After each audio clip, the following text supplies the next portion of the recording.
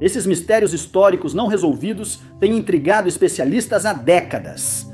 Resolvendo-los, traria tranquilidade às famílias envolvidas ou mudaria como pensamos sobre certo período histórico. Porém, frequentemente as chances de encontrar pistas sobre esses eventos são muito improváveis. Número 10. A Batalha de Brunemburgo, em 937, onde o rei inglês Athelstan derrotou uma coalizão dos reis da Escócia, Dublin e Strathclyde, foi um momento crucial na história inglesa, garantindo o reinado de Athelstan e fortalecendo o reino inglês unificado.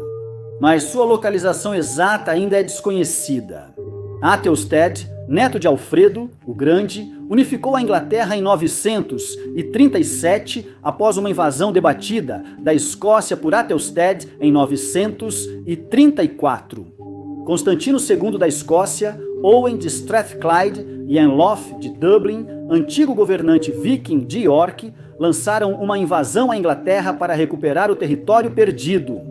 O desembarque da frota de Anlaf e os primeiros movimentos das forças aliadas permanecem um mistério. Athelstan enfrentou os invasores numa batalha descrita pelos cronistas como uma das mais sangrentas da história anglo-saxônica. Athelstan venceu, embora ambos os lados tenham sofrido grandes perdas. Anlaf fugiu para Dublin, Constantino perdeu seu filho e abdicou, e acredita-se que Owen tenha falecido. A vitória de Athelstan garantiu seu poder incontestável. O nome Brunenberg não sobrevive até hoje, e fontes históricas divergem nas interpretações do nome, sugerindo tanto o Forte de Bruna quanto o Forte no Riacho. Os locais sugeridos variam desde Wirral, com base em artefatos de metalurgia, até várias partes de Yorkshire, Cambridgeshire e o sul da Escócia. Apesar das buscas contínuas, esse mistério histórico pode nunca ser resolvido. Número 9.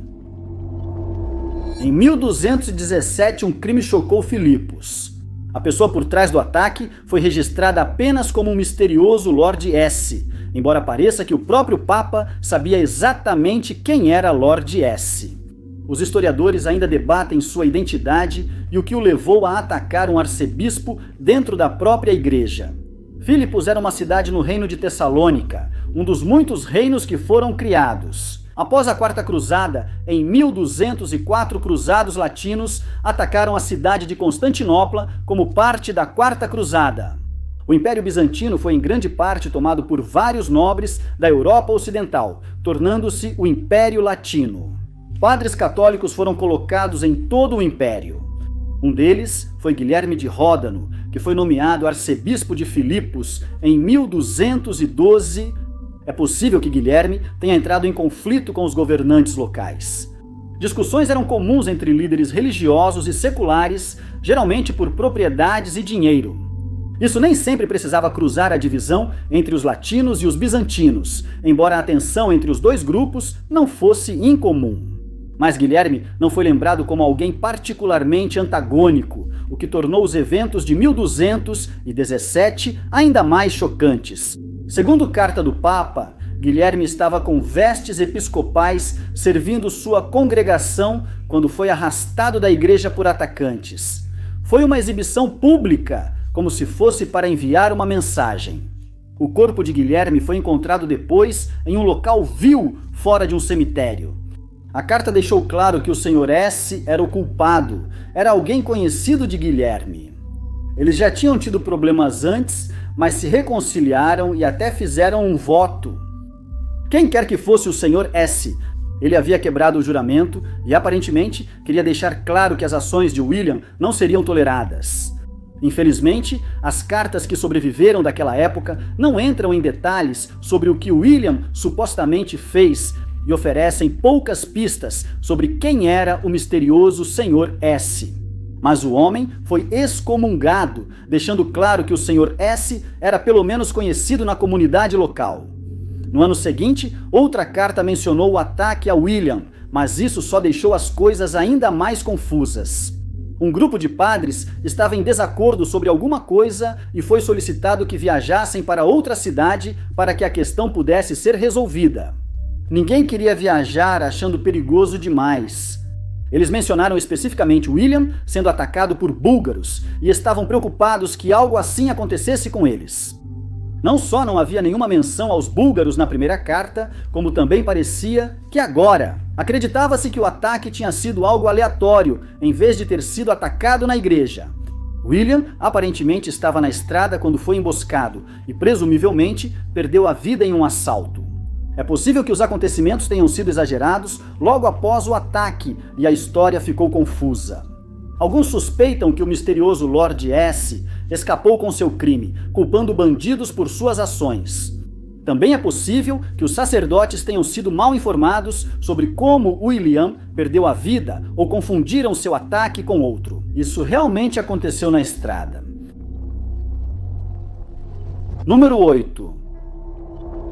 O SS Normandie já foi o transatlântico mais luxuoso do mar quando pegou fogo em fevereiro de 1942. Imediatamente surgiram rumores de sabotagem. Uma investigação do Federal Bureau of Investigation provou que não passou de um acidente. Mas alguns ainda duvidam dessa conclusão oficial. O Normandie era um navio francês que cruzava o Atlântico há anos antes do início da Segunda Guerra Mundial, quando o governo francês declarou guerra. O navio permaneceu atracado em Nova York para evitar ataques. Na viagem de volta, a companhia deixou o Normandie na América, junto com uma tripulação reduzida para manter tudo funcionando bem. O governo dos Estados Unidos da América assumiu o controle do navio depois que a França se rendeu às potências do eixo. Quando os Estados Unidos entraram oficialmente na guerra, o Normandie se tornou um recurso valioso. Foi tomada a decisão de adaptar a luxuosa embarcação para ser um navio de tropas. Ele já conseguia acomodar bem mais de 1.000 hóspedes como navio de luxo e seria capaz de transportar muito mais soldados. Após a reforma, o navio também foi renomeado para United States Ship Lafayette, em homenagem ao general francês que lutou na Revolução Americana.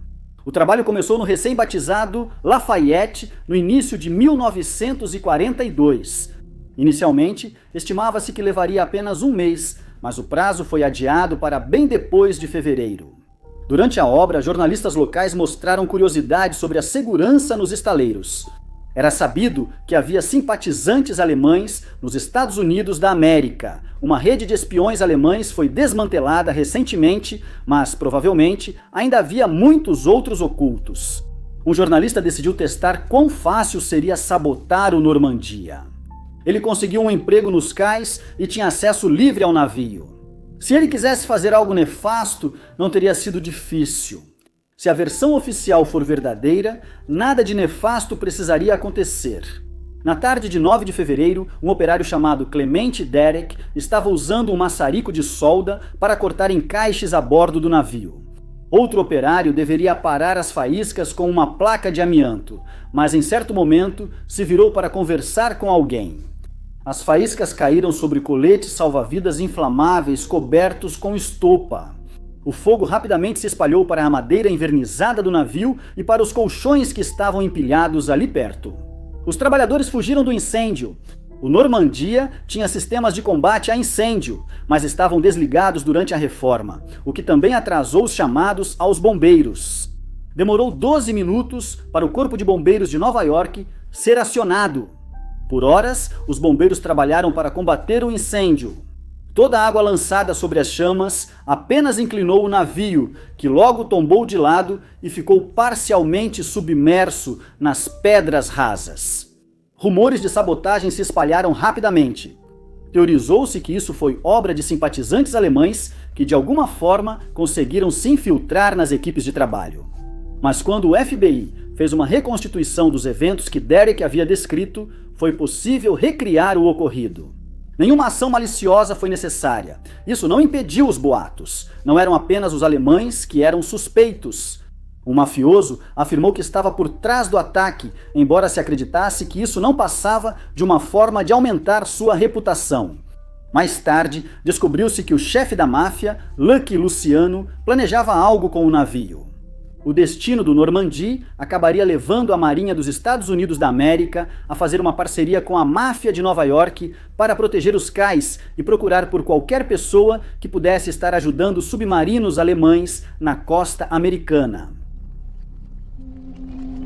Número 7. Manning Kimmel, filho do almirante Husband E. Kimmel, responsabilizado pelo ataque a Pearl Harbor em 1941, era oficial da Marinha dos Estados Unidos da América, esperando superar a reputação negativa de seu pai. Após se formar na Academia Naval em 1935, ele treinou em submarinos, tornando-se eventualmente o comandante do United States Ship Robalo, no Pacífico Ocidental. O Robalo atacava navios de reabastecimento japoneses em sua terceira patrulha. Em 26 de julho de 1944, o Robalo atingiu uma mina perto da ilha de Palawan e afundou rapidamente. Alguns marinheiros sobreviveram ao naufrágio, nadaram até a costa e foram capturados pelos japoneses ao tentar contato com guerrilheiros filipinos. Alguns morreram na praia, outros foram presos e interrogados. Eles conseguiram transmitir notícias do naufrágio para os militares dos Estados Unidos da América através de um bilhete entregue a outro prisioneiro de guerra. O destino de Manning Kimmel é desconhecido. Primeiro, a família foi avisada que ele afundou com o navio, mas depois surgiram informações de que poderia estar entre os sobreviventes.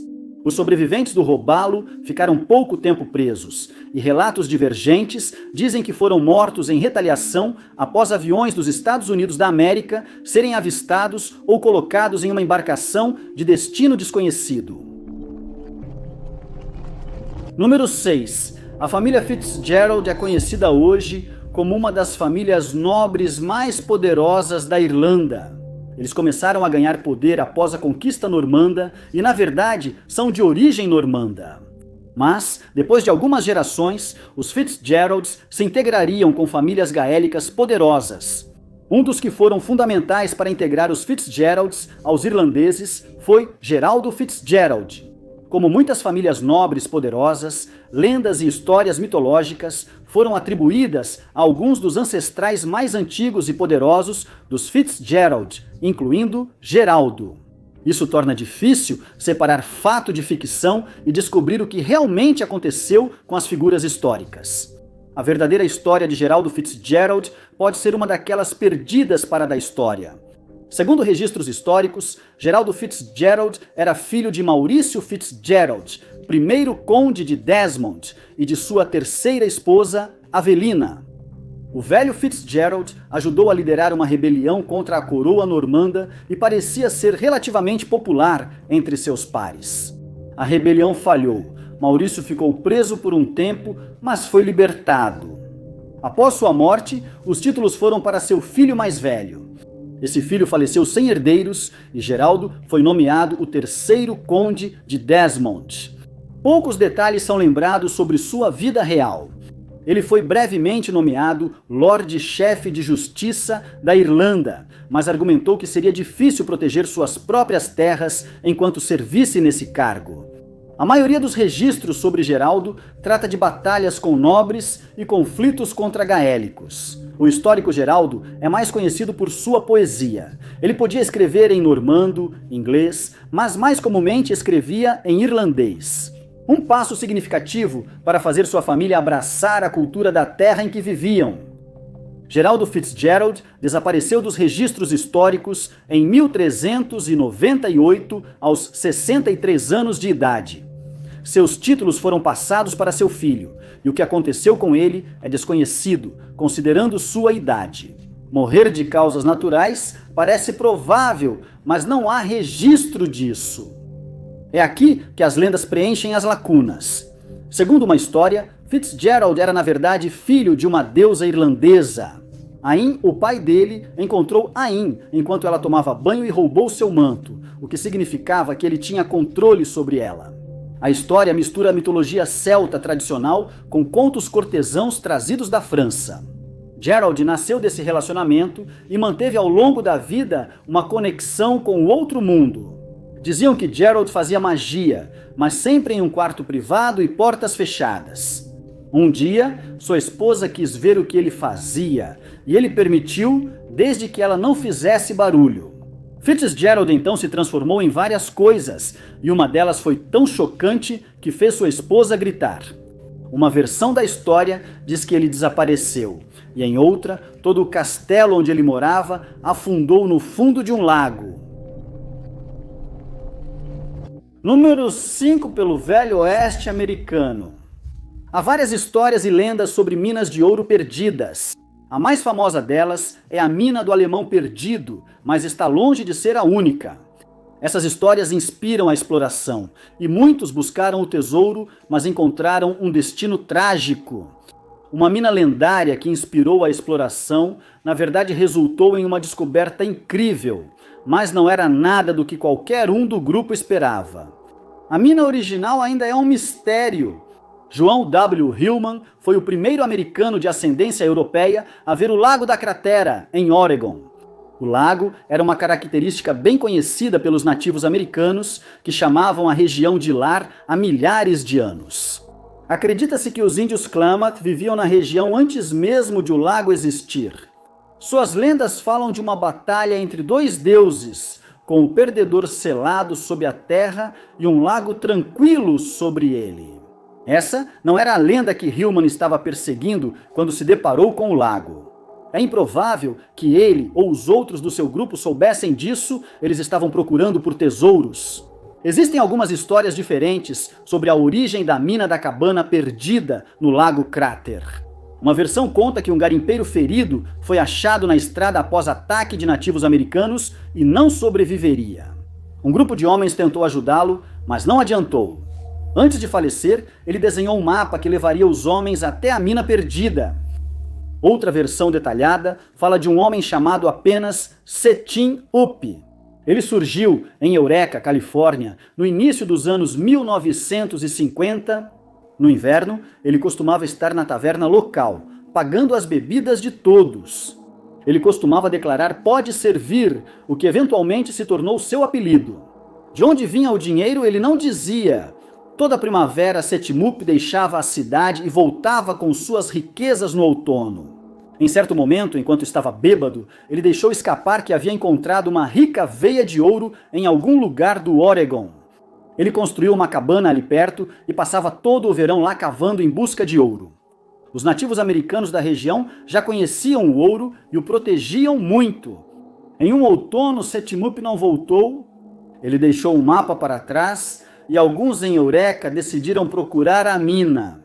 Eles presumiram que Setimup havia perdido a vida ou nas mãos dos nativos locais ou em uma queda.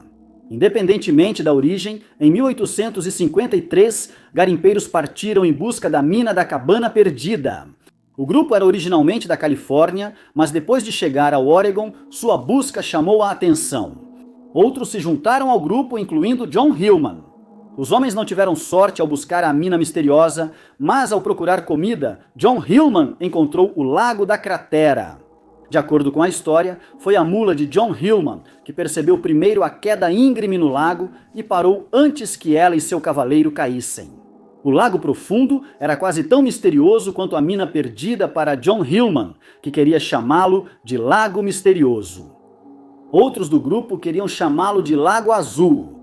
A descoberta não foi muito importante para os garimpeiros e só se tornou amplamente conhecida décadas depois. Mais significativo para eles era a mina. Infelizmente, não havia nenhum sinal de cabana de madeira ou mina secreta. E até hoje, como começou a história da mina da cabana perdida e se havia alguma verdade nela, continua sendo um mistério. Número 4. Na manhã de 14 de abril de 1903, uma mulher a caminho do trabalho fez uma descoberta perturbadora. Um homem foi forçado a entrar em um barril e deixado na East 11th Street, em Nova York. Não demorou para as autoridades identificarem as pessoas que acreditavam ser responsáveis, mas ninguém jamais foi considerado culpado pelo crime. O caso do homem no barril seria uma das primeiras histórias relacionadas à máfia americana a receber atenção significativa da mídia.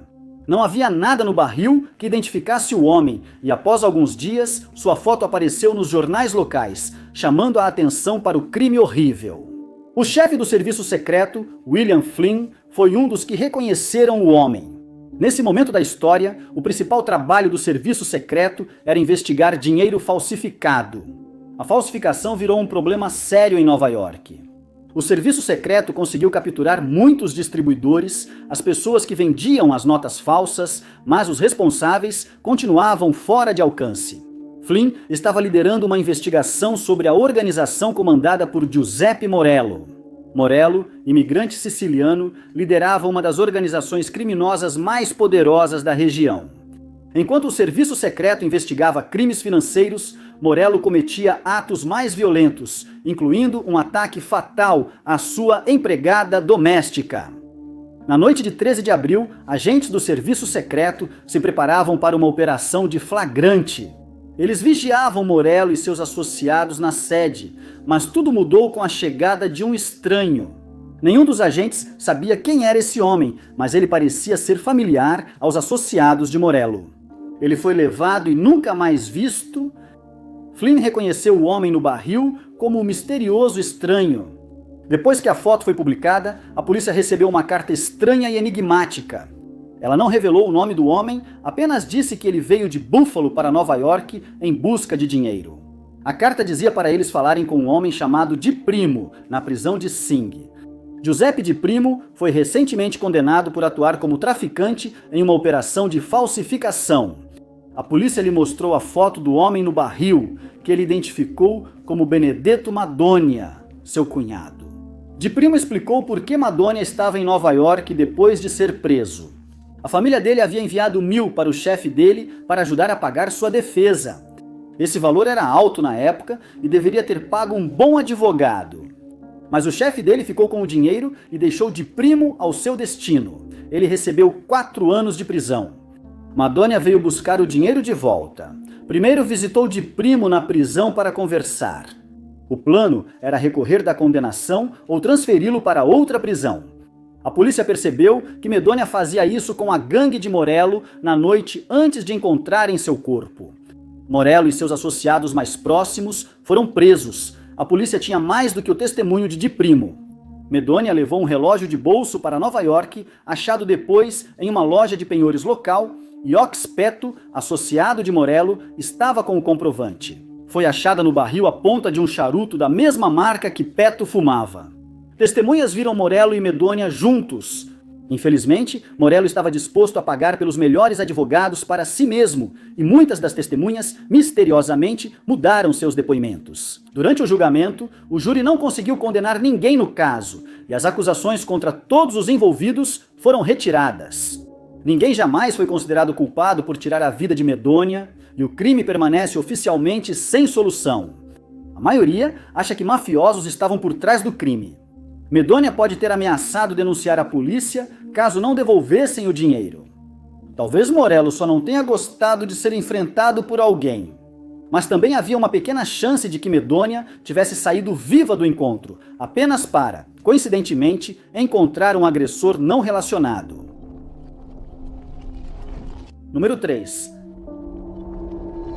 O filme mudo, Cleópatra, de 1917, foi um filme altamente caro e impactante, do qual menos de 1 minuto das 2 horas originais sobreviveu.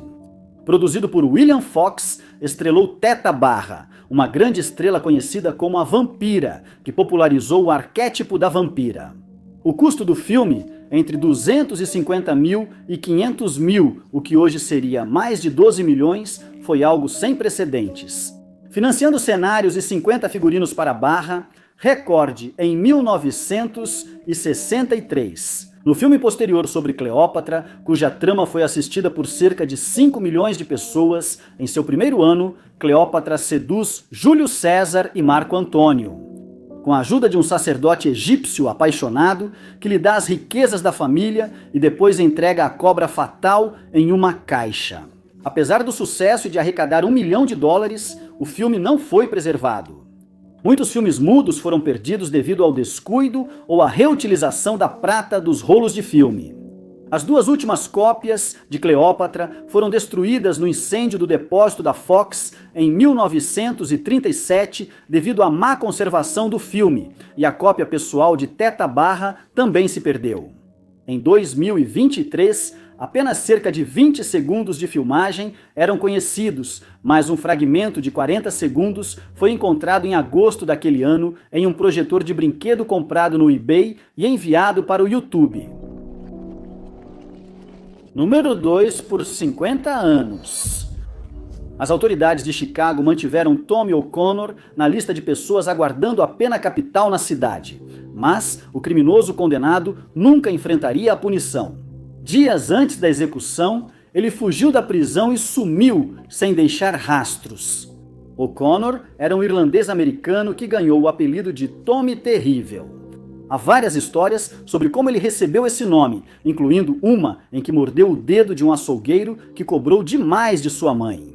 Na adolescência, ele andava com gangues, mas evitou problemas com a polícia até os 21 anos. Um dos associados criminosos de O'Connor e um ex-policial apareceram mortos. A suspeita recaiu sobre O'Connor e ele foi preso por razões desconhecidas. Ele foi solto. Talvez não houvesse provas suficientes para condená-lo, mas alguns relatos mencionaram negociações obscuras que o mantiveram fora da prisão. Seja qual for o motivo, isso mudou em 13 de março de 1921. 5 policiais chegaram à casa da irmã de O'Connor com a intenção de prendê-lo. Isso já bastava para prender o suspeito, mas O'Connor continuou resistindo. O tiroteio começou e, em meio ao caos, o detetive Patrick O'Neill foi baleado. O'Connor conseguiu escapar pela porta dos fundos e sequestrou um carro para fugir.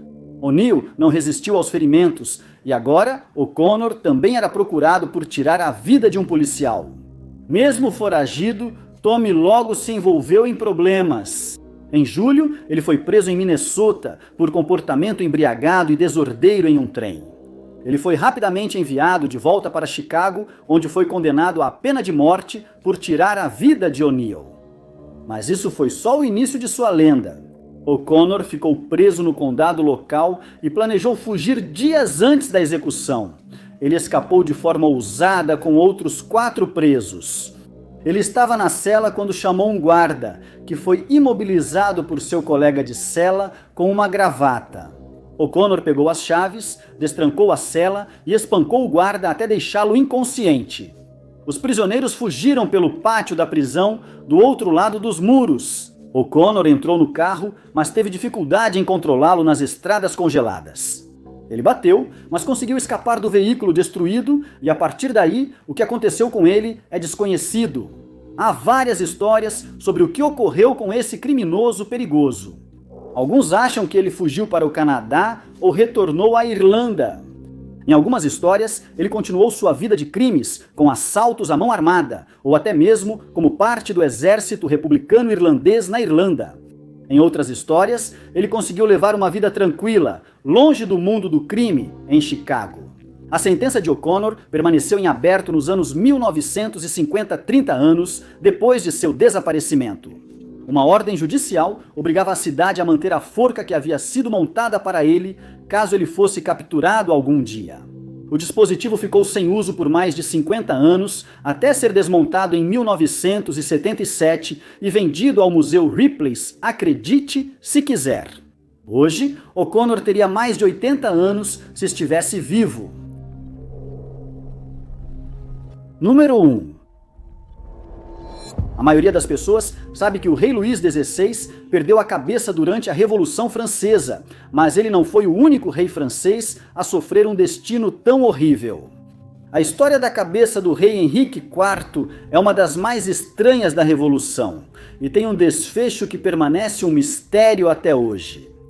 Henrique IV governou a França entre 1589 e 1610. Ele foi rei de Navarra, criado protestante, mas converteu-se ao catolicismo para herdar a coroa francesa. Talvez por sua própria conversão, ele era simpático aos protestantes em seu país. Em 1598, ele emitiu um édito garantindo liberdades religiosas aos protestantes, um ato que lhe rendeu o apelido de Bom Rei Henrique. Apesar de Henrique ser geralmente querido, alguns de ambos os lados religiosos sentiam-se traídos por ele. Sobreviveu a 12 tentativas de assassinato, mas sua sorte acabou em Paris. Em maio de 1610, ele foi enterrado na Basílica de Saint-Denis, onde permaneceria por quase 2 séculos. Após o descendente direto de Henrique, Luís XIV, ser deposto, alguns revolucionários quiseram ir além. Os corpos dos antigos monarcas foram retirados de seus grandiosos túmulos e jogados em uma vala comum. Mesmo chamado de Bom Rei, Henrique não foi poupado e ficou lá com seus parentes. Em 1817, 21 anos depois, a vala comum foi reaberta.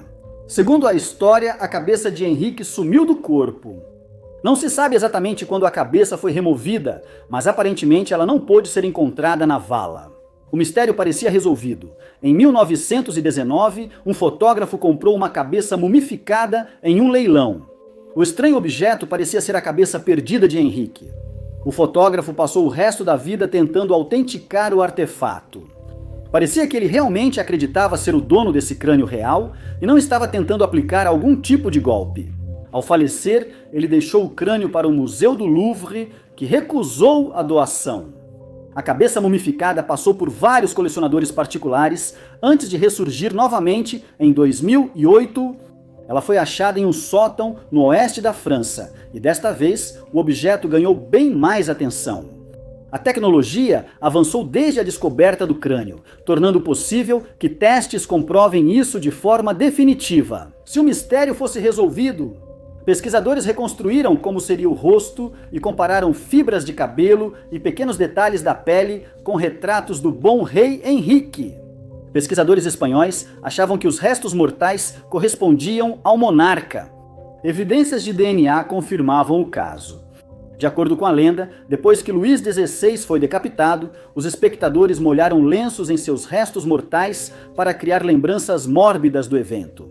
Um desses foi guardado em uma cabaça decorada. Em 2013, o DNA do lenço foi comparado ao da cabeça mumificada e parecia haver uma ligação paterna entre os dois. Depois, pesquisas colocaram ambas as identificações em dúvida.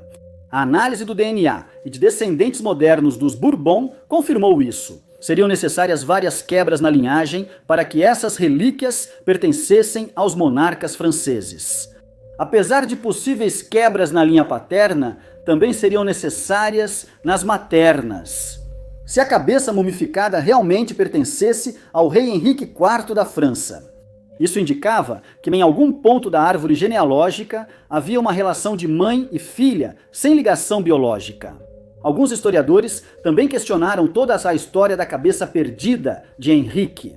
Seu corpo pode estar intacto, mas não há planos de mexer nos restos para conferir. Muito obrigado por assistirem, pessoal. Se vocês gostaram deste vídeo, não esqueçam de clicar no botão de curtir. Não esqueça de se inscrever e ativar o sininho para receber nossos próximos vídeos. Sou o Top 5 Desconhecidos e até o próximo vídeo.